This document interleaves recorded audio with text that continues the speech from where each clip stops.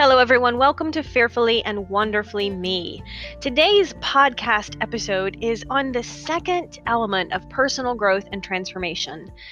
We spent the last 3 episodes talking about the different components of the first element, which was, self-belief, right? Believing in ourselves that we could control and change something, even if that is only ourself and our mindset, knowing that we can grow beyond trauma and adversity, and realizing that we are responsible for ourselves, right? And taking ownership of that, our choices, our mindset. So I'd like to move on to the second element. And I think this is where a lot of women struggle. I was on a podcast, somebody else's podcast, being interviewed for someone else's podcast this morning. And the question from the host came out that,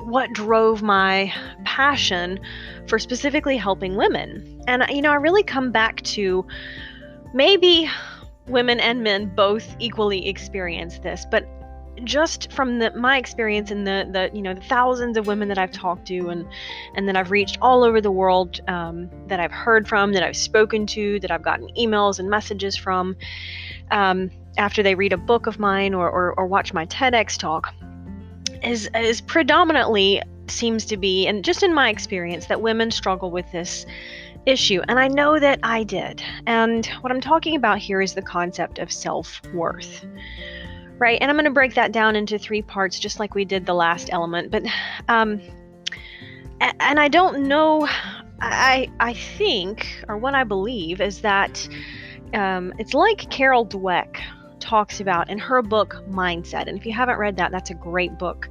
I'm actually rereading it. And when we talk about women inherently taking something that's happened to them, or something that someone said to them, or whatever it might be, we as women, oftentimes we allow that to dampen our sense of self-worth. And we use it to almost beat ourselves up. Right? And I know I'm not alone in this, because I hear your struggles, and I hear from people who are going through the same thing. And it's interesting, Carol Dweck pointed out in the book that perhaps the reason she wasn't specifically talking about self-worth. She was talking about a growth mindset and a fixed mindset. But I can so easily apply this to the concept of self-worth for women. She noted in her book that as little boys grow up, number one, if you've had children, you know that sometimes boys just tend to get into a little more trouble than girls. They're just a little more mischievous. They're a little more curious, a little more daring, perhaps. And so we almost find ourselves having to correct them, having to scold them, having to discipline them.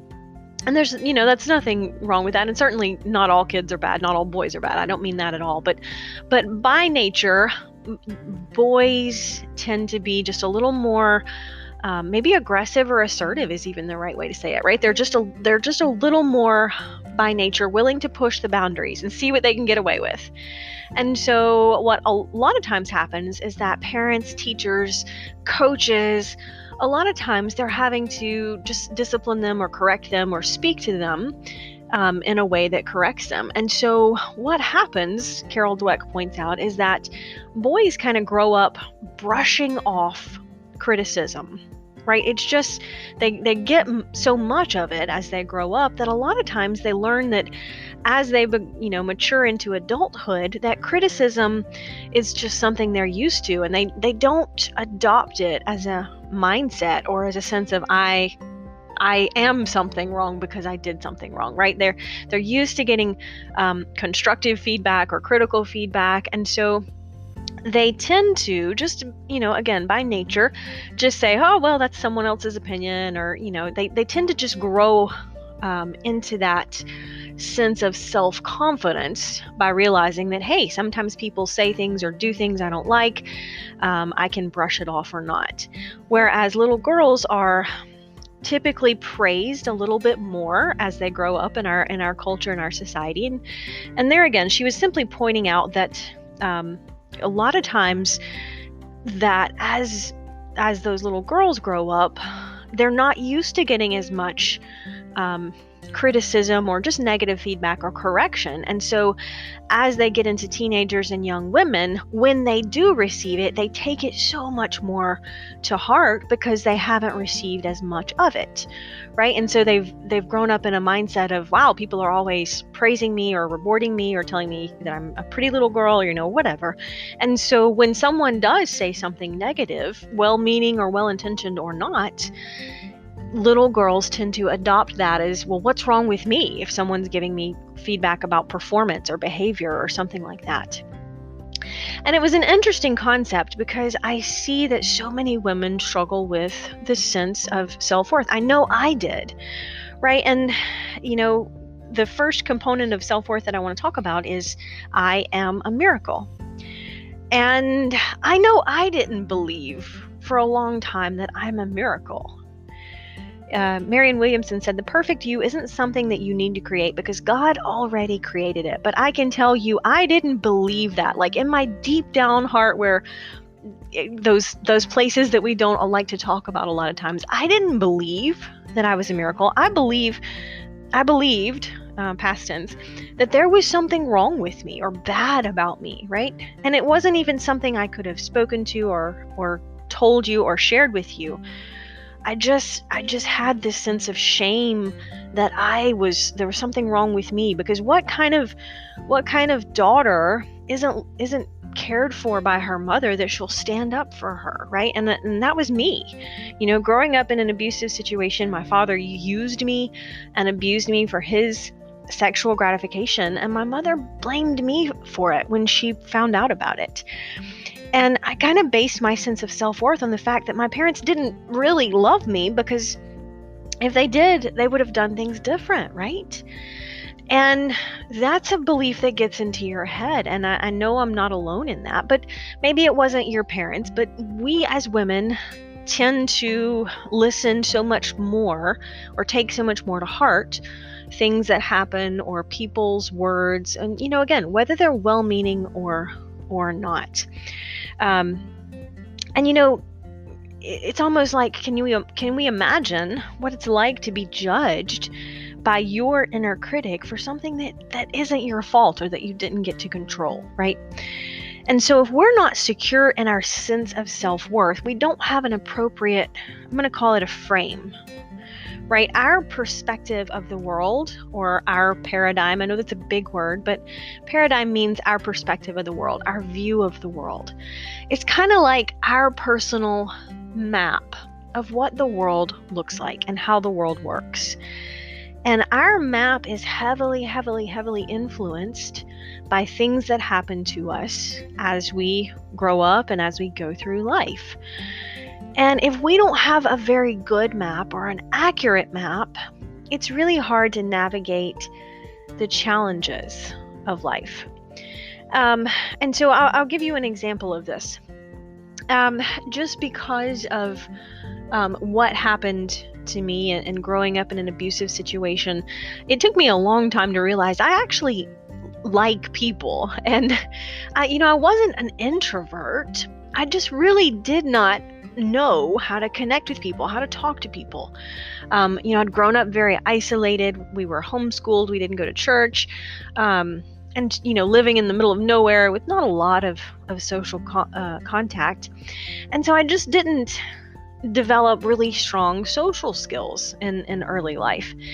And that certainly held me back personally and professionally, even after I left, because, I started waiting tables and I realized I didn't know how to interact with people or joke around with customers, or, I just didn't have that social skill.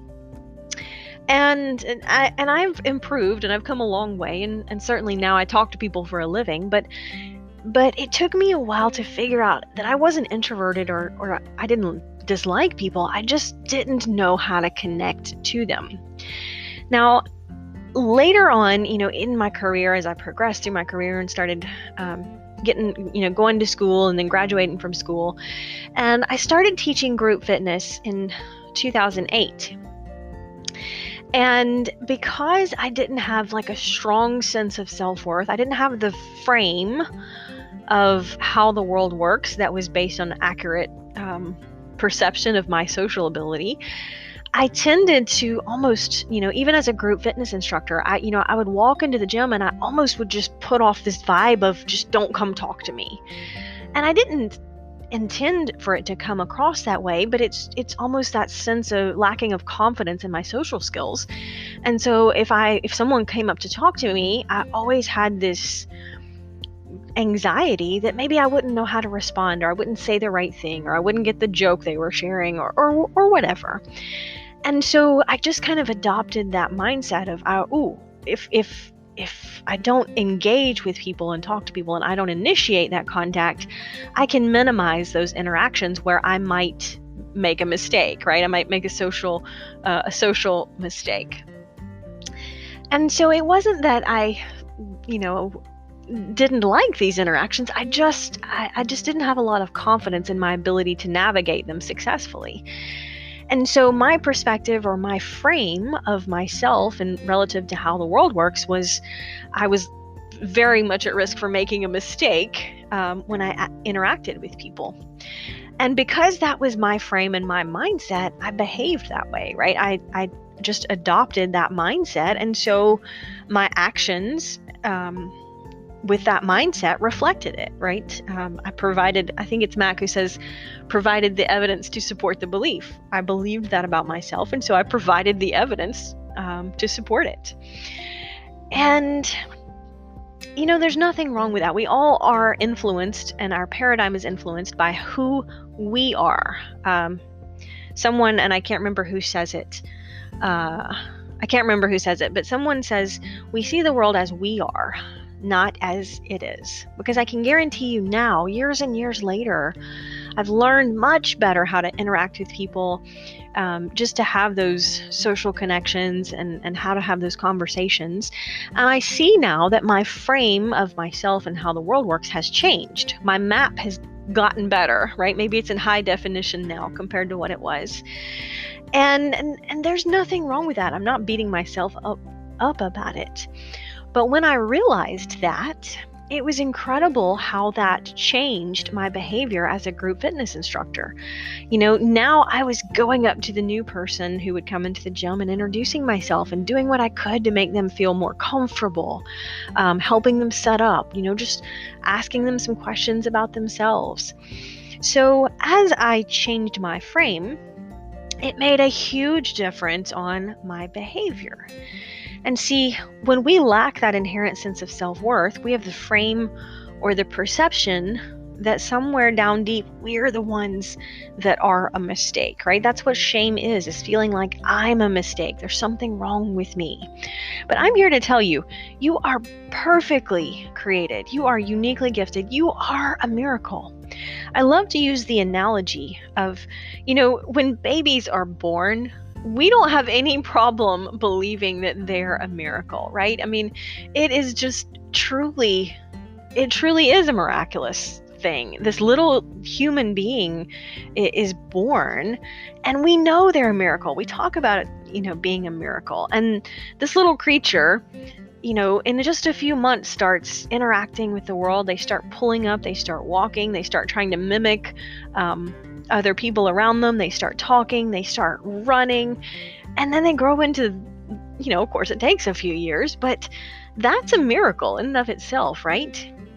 And so we don't have any problem with that concept. Babies are born and we call them a miracle. But here's the thing, you don't go from miracle to mistake as you get older, right? You still are that same miraculous creation that God created. And you've got to just own that. And now it doesn't mean that you're perfect. You are perfectly imperfect, just like me, just like every one of us. We are human.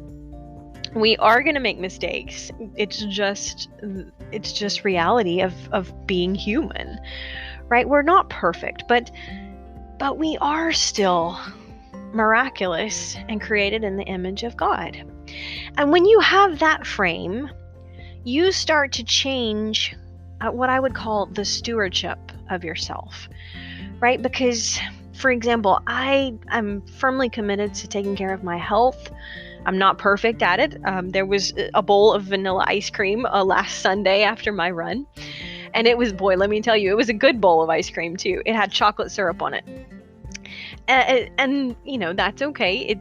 I'm not perfect at it. I share that with you to just say, hey, nobody's perfect. But, I do try to make really good conscious health decisions the majority of the time because I believe I'm stewarding this body, right?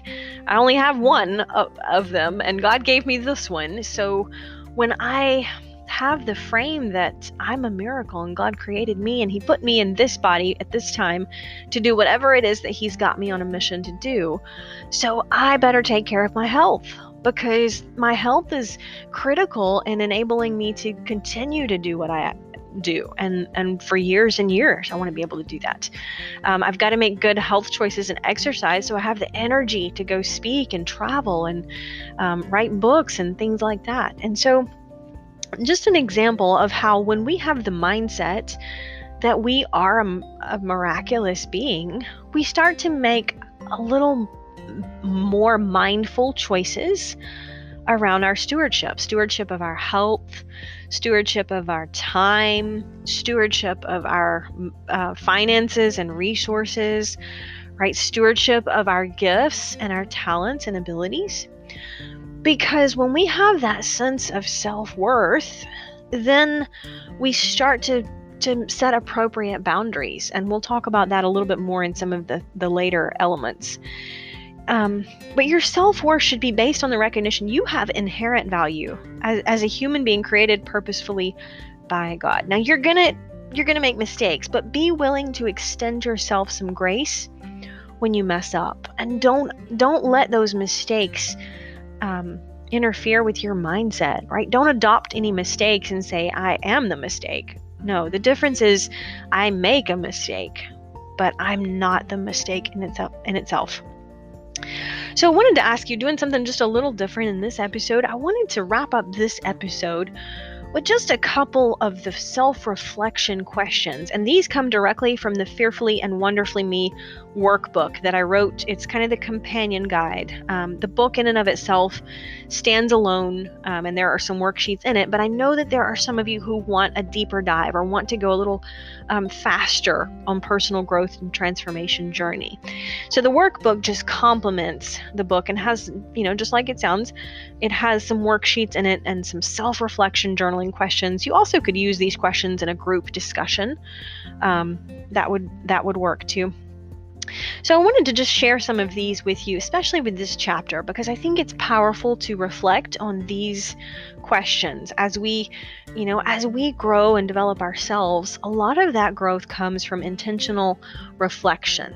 Now, if you're driving, that's a great time to think about stuff like this. For me, I love to do it when I'm running, usually the first couple of miles when I'm, just getting into it, and it's a good time to think. Or maybe mornings. Early mornings for me are a great time to think as well when everything is quiet. But anyway, here are a couple of questions. If you are driving, this is a great time to reflect on them, but don't try to write them down, please. Stop the podcast and come back to them later. So I just wanted to ask you to think to yourself, and maybe even get out a sheet of paper and write these down, and then reflect on the answers. Ask yourself, and keep in mind your frame as you answer these questions. So number 1, what does my picture frame look like? Is it constructed by happy thoughts or sad thoughts or angry, bitter thoughts maybe? Or some other kind of thoughts? What thoughts do I have that make up this frame of how I see the world and myself? And then number 2, when did I create this frame of myself? Maybe something's happened to you in the past that has helped you create this frame, and maybe that's not serving you well. I don't know. So number 3, is this the frame that I want to keep? Number 4, what will happen if I change the frame of myself to a more positive one? And then number 5, what negative things do I tell myself? And that's a big one. That's a big one. Number 6, write down the opposite of those negative things as positive affirmations. And if you need some help with this, you can go to my website and just download some free, they're nothing very elaborate, just some free affirmations. You can go to riastory.com/affirmations and just download those. And, the thing about it is we are the most important person that we will ever talk to or listen to, right? Because you can kind of tune out the other people around you when they talk. And if they say negative things, you can, renegotiate that relationship or tune them out or just spend less time with them perhaps. But when you are your worst negative source of energy, you can't get away from that. If you're telling yourself negative things, you don't have any filter that says, I'm not going to believe them, unless you put something in place that says, no, I'm not going to listen to those negative thoughts. And, there again, I think women are just a little more sensitive to this, and it is what it is. But we tend to, and I've shared this with you before, we tend to look in the mirror and we tend to see our flaws first. And, there's nothing wrong with humility. But there is a difference between humility and beating ourselves up, right? Humble isn't thinking of ourselves, it's thinking of ourselves less. And so but humility is, appropriate humility is grounded in reality, right? And so humility isn't looking in the mirror and saying, boy, I'm terrible at this, or I'm this, or I'm that, or just beating ourselves up. I don't have the hair that I want, I don't have the eye color that I want, or I'm too short, or I'm too tall, or, because a lot of times we do that, especially around our physical bodies. I think we have so much negative self-talk around that. And sometimes it's been influenced or adopted from something that someone said, maybe even years and years ago. But we carry that around with us and we just let it define us and determine us. And it's a shame is what it is, because it limits us. My whole example of I didn't think I was a good runner for so many years because of adopting a limiting belief that wasn't me. And then I realize now that I've been able to overcome that. Now it's taken work. It hasn't come easy by any means, but we can do it. And so I'd like to just challenge you, there again, what are the negative things that you tell yourself? Maybe it's, I'm not a good communicator. Maybe it's, I have a short temper, and so I would never be good at working with kids, right? Or maybe it's I'm a bad cook. Maybe that's not your natural area of gifting, but I guarantee you can get better at it. Now, it's going to take some time and energy. If you don't cook at all and you want to learn to cook, it's going to take you some time and energy to do that. But just examine those negative things that you have and that you tell yourself, and just write down the opposite of them. Now, if you are a terrible cook or you feel like you're a terrible cook, and the opposite of that would be I'm an amazing cook, don't write that down, right? Examine your negative thoughts or negative self-talk and turn them into something positive. So, for example, if you have a negative self-thought or talk around I'm a terrible cook, the opposite of that, or the positive affirmation that I might create from that, would be, let me think of a great way to say it. I would say, you know what, instead of saying I'm a terrible cook or a bad cook, I might say, you know what, I can learn how to cook one thing better, right? Or maybe I could say, I'm willing to learn how to take on this new skill. Or I could say, I'm just throwing out some examples of positive affirmations that you could take from that. So when I say write down the opposite, I don't mean literally write down the opposite if you don't feel like it's true, because you won't believe it. But turn that positive into affirmation of something that you can do instead. So maybe it's, I'm not a great cook. I always burn fried chicken, but I can bake banana bread really well. Right? So search out a positive affirmation in response to that negative And it's powerful when we do that. I mean, it takes a little bit of time, and sometimes we don't really want to write down those negative things about ourselves. And scary that we would think somebody might find that. So, record it in your journal if you want to. Don't write it down if you don't feel like you're comfortable with that. But it's a powerful exercise when we reflect on these things, go through those questions I've given you. And there again, if you're looking for a resource for some affirmations, there's tons and tons of them out there, or you can find them on the website, riastory.com/affirmations. Until next time. Start increasing your influence and maximizing your potential with Ria's audiobooks. Available at audible.com, amazon.com, and iBooks. Please visit riastory.com to learn about Ria's books, resources, speaking, and training programs. Thanks for listening.